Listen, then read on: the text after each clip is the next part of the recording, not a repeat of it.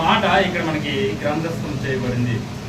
అది ఏంటి అని అంటే, మీరు ఏ పట్టణంలోకి అయితే వెళ్తారో, ఏ గ్రామంలోకి అయితే వెళ్తారో, అక్కడికి వెళ్ళేటప్పుడు ఎవరింటికైతే మీరు ముందుగా ప్రవేశిస్తారో ఆ ఇంటి వారికి ఏమని చెప్పమంటున్నాడంటే శుభం అని చెప్పమంటున్నాడు.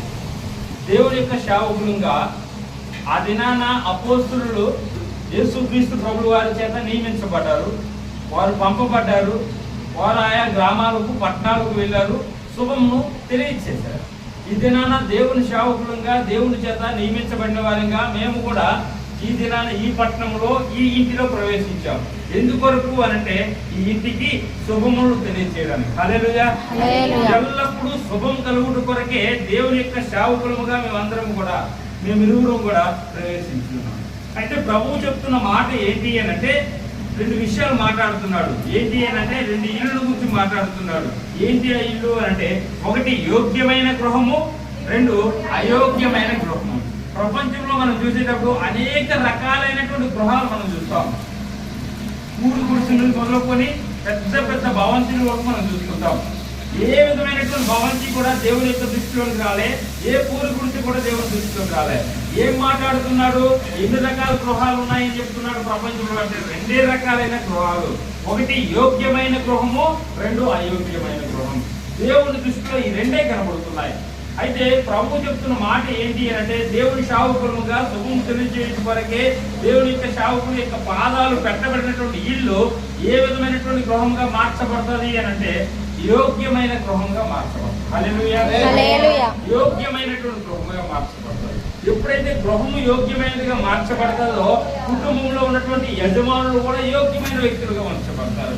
కుటుంబంలో సభ్యులందరూ కూడా యోగ్యులుగా ఎంచబడతారు. ఏ విషయంలో యోగ్యులుగా ఎంచబడతారు? ఆత్మ సంబంధంగాను, రెండు శరీర సంబంధంగాను, మూడు ఆర్థిక సంబంధంగా అలా ఉంచబడాలి అంటే దేవుని యొక్క సేవకులు ఎల్లప్పుడూ కూడా మన గృహాలు దర్శించాలి. ఎందుకు అంటే, వారి యొక్క పాదతోని మన గృహంలో కాల్చబడితే వారి పాదములు సుందరమైనవి కాబట్టి తద్వారా రావాల్సిన సమస్త దీవెనలు మన గృహాల్లో ఉంటాయి. ఏంటి ఆ దీవెన అంటే, యోగ్యమైన గృహంలో ప్రవేశించేటప్పుడు దేవుని యొక్క సేవకులుగా దేవుడు మాకు ఏం చేసి తెలియచేయమన్నాడు అంటే, శుభమును లేకపోతే సమాధానాన్ని ప్రకటించమన్నాడు. సమాధానం ప్రకటించబడుతున్నప్పుడు, ఈ ఇంటిలో సమాధానం ప్రకటించబడితే సమస్తము కలిగి ఉన్నట్లే.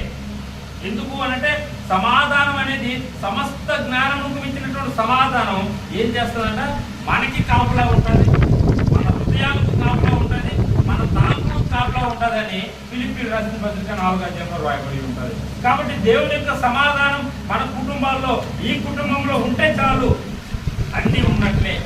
ఒకవేళ అన్నీ ఉండి కూడా దేవుని యొక్క సమాధానం లేకపోతే అది అయోగ్యమైన గృహమే.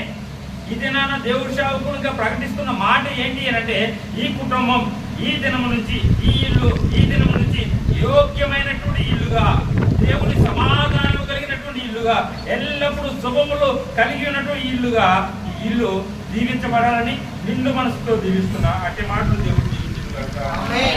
హల్లెలూయా. హల్లెలూయా. హల్లెలూయా. హల్లెలూయా.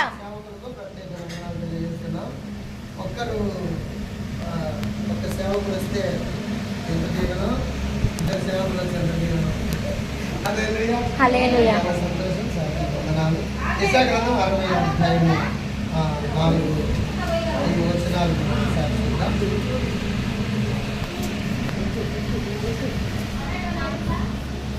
కానీ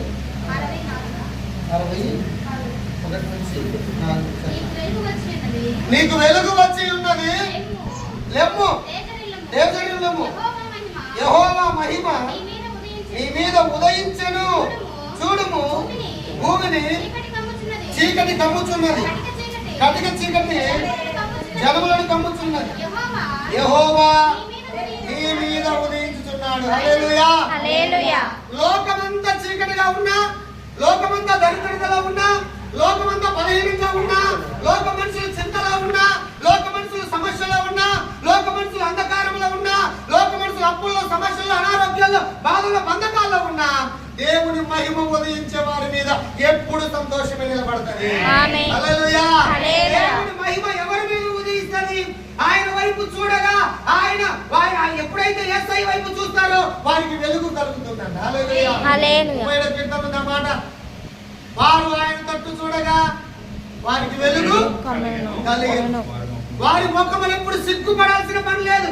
ఎందుకంటే వెలుగు వైపు చూసిన వారు ఆశీర్వదించబడతారు, వెలుగు వైపు చూసిన వారు దీవించబడతారు, వెలుగు వైపు చూసిన వారు స్వస్థత పొందుతారు, వెలుగు వైపు చూసిన వారు సమస్య నుండి పరిష్కారం పొందుతారు. హల్లెలూయా. హల్లెలూయా.